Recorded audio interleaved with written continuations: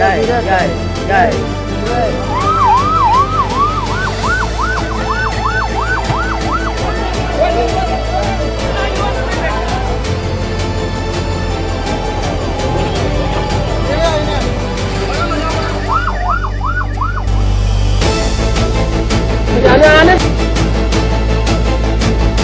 प्रयागराज में 23 मार्च को हुआ आदर्श कोल्ड स्टोरेज हादसा अब सिर्फ एक दुर्घटना नहीं बल्कि लापरवाही, सत्ता, संवेदनहीनता और न्याय व्यवस्था के कई पहलुओं को उजागर करने वाला मामला बन चुका है। एक तरफ जहां हादसे में अपनों को खोने वाले परिवारों का दर्द थमने का नाम नहीं ले रहा, वहीं दूसरी तरफ इसी मामले में मुख्य आरोपी सपा नेता अंसार अहमद उर्फ पहलवान की मुस्कुराती तस्वीरें पूरे मामले को और भी विवादित बना रही। 23 मार्च दोपहर करीब 1:30 बजे फाफामऊ इलाके में स्थित आदर्श कोल्ड स्टोरेज में अचानक जोरदार धमाका हुआ और देखते ही देखते पूरी इमारत भरभरा कर गिर गई। उस समय अंदर कई मजदूर काम कर रहे थे, किसी को संभलने का मौका तक नहीं मिला। इस हादसे में 4 लोगों की मौत हो गई, 19 लोग गंभीर रूप से घायल हैं। यह घटना इतनी भयावह थी कि आसपास के लोग भी दहशत में आ गए। मलबे में दबे लोगों की चीखें घंटों तक सुनाई देती रहीं। इस हादसे की सबसे मार्मिक तस्वीरों में से एक है बिहार के पिपराहा गांव की रहने वाली सुरेखा देवी। उन्हें फोन आया, कोल्ड स्टोरेज गिर गया, सब मर गए। बस इतना ही सुनते उनका दिल बैठ गया। उनका बेटा अंकित भी वहीं काम करता था। बिना कुछ सोचे समझे वह प्रयागराज के लिए निकल पड़ी। अस्पताल पहुंचकर जब उन्होंने अपने बेटे को जिंदा लेकिन घायल देखा तो राहत और दर्द दोनों एक साथ फूट पड़े। बेटे के बेड के पास बैठकर वह लगातार रोती रही। उनकी आंखों में सिर्फ एक ही सवाल था, अगर लापरवाही नहीं होती तो क्या यह हादसा होता।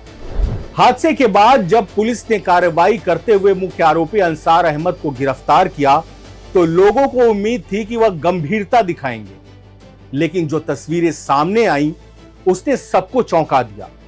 थाने से लेकर अस्पताल तक और फिर जिला अदालत तक हर जगह अंसार अहमद हंसते मुस्कुराते नजर आए। वह लोगों से हाथ मिलाते भीड़ का अभिवादन करते दिखे। उनके समर्थन में बड़ी संख्या में समर्थक और वकील भी मौजूद थे। माहौल किसी राजनीतिक रैली जैसा लग रहा था, ना कि एक गंभीर आपराधिक मामले की पेशी जैसा। मंगलवार को अंसार अहमद को जिला अदालत में पेश किया गया, जहां मुख्य न्यायिक मजिस्ट्रेट त्रिशा मिश्रा ने मामले की सुनवाई की। अदालत ने पाया कि पुलिस 24 घंटे में जांच पूरी नहीं हो सकी है। मौजूद सबूत प्रारंभिक स्तर पर गंभीर आरोपों की ओर इशारा करते हैं। इसके बाद अदालत ने अंसार अहमद सहित 3 आरोपियों को 14 दिन की न्यायिक हिरासत में जेल भेजने का आदेश दिया। उन्हें नैनी सेंट्रल जेल भेज दिया गया है। इस मामले में फाफामऊ थाने में एफआईआर दर्ज की गई है, जिसमें मुख्य आरोपी के तौर पर 3 नाम हैं। अंसार अहमद कोल्ड स्टोरेज का मालिक, मंजूर इलाही उनका बेटा और अलाउद्दीन। अन्य नामजद में मैनेजर उस्मान, मोहम्मद असलम उर्फ बाबा, जावेद, मोहम्मद इरफान, साथ ही 5 अज्ञात के खिलाफ भी मामला दर्ज किया गया है। धाराएं गंभीर हैं, जैसे हत्या, लापरवाही और 7 CLA एक्ट समेत कुल 7 संगीन धाराएं। एफआईआर और प्रारंभिक जांच में जो बातें सामने आई हैं वे बेहद गंभीर हैं। जैसे कोल्ड स्टोरेज में तय सीमा से ज्यादा सामान रखा गया था, जरूरत से ज्यादा गैस छोड़ी गई जिससे दबाव बढ़ा, काम के दौरान स्टोरेज को अंदर से बंद कर दिया गया। शिकायत के अनुसार अधिक लाभ कमाने के लिए सुरक्षा मानकों को नजरअंदाज किया गया। एफआईआर में साफ कहा गया है कि यह सिर्फ हादसा नहीं बल्कि संभावित रूप से जानबूझकर की गई लापरवाही है। यह घटना कई बड़े सवाल खड़े करती है। क्या इस कोल्ड स्टोरेज का नियमित सुरक्षा ऑडिट हुआ था? क्या यह स्टोरेज तय मानकों के अनुसार चल रहा था? क्या आरोपी के राजनीतिक कद के कारण निगरानी कमजोर रही? सोशल मीडिया से लेकर स्थानीय स्तर तक लोगों में गुस्सा साफ दिखाई दे रहा है और अंसार अहमद की मुस्कुराती तस्वीरें इस गुस्से को और भड़का रही हैं। वहीं समाजवादी पार्टी से जुड़ा होने के कारण यह मामला राजनीतिक रंग भी ले चुका है। सवाल उठाए जा रहे हैं कि क्या पार्टी ऐसे नेता के खिलाफ सख्त कार्रवाई करेगी, क्या नैतिक जिम्मेदारी ली जाएगी। हालांकि अभी तक पार्टी की ओर से कोई स्पष्ट और कठोर बयान सामने नहीं आया है। हादसे में घायल और मृतकों के परिवार अब सिर्फ एक चीज चाहते हैं, न्याय। इस मामले में आगे की कार्रवाई महत्वपूर्ण होगी, क्योंकि तकनीकी और फॉरेंसिक जांच से यह साफ होगा कि हादसा कैसे हुआ। पुख्ता सबूतों के आधार पर आरोप तय होंगे।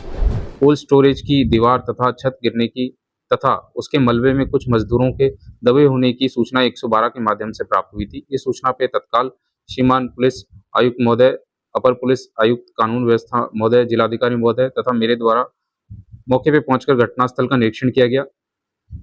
स्थानीय police, NDRF, SDRF, fire brigade तथा नगर निगम की संयुक्त टीम द्वारा रेस्क्यू ऑपरेशन चालू कराया गया, जिसमें मलबे में फंसे कुल 18 लोगों को रेस्क्यू किया गया, जिन्हें तत्काल एम्बुलेंस के माध्यम से अस्पताल भेजा गया, जिसमें 4 लोगों की मृत्यु हुई। अन्य घायलों को एसआरएन तथा बेली अस्पताल में भर्ती किया गया है, जहां उनका इलाज किया जा रहा है, जहां उनकी स्थिति सामान्य है। हादसे के 48 घंटे बाद भी मलबा हटाने का काम जारी है। घायल अस्पताल में जूझ रहे हैं और अंसार पहलवान जेल में है, लेकिन उसकी मुस्कान याद दिलाती है कि सत्ता और राजनीति कितनी आसानी से इंसानी जिंदगियों को नजरअंदाज कर देती है। यह हादसा सिर्फ 4 मौतों का नहीं, बल्कि एक सिस्टम की विफलता का है। सुरेखा देवी के आंसू और अंसार पहलवान की मुस्कान, इन दोनों के बीच का फासला ही असली कहानी है। अब देखना होगा कि अदालत और सरकार इस फासले को कितना पाट पाती है।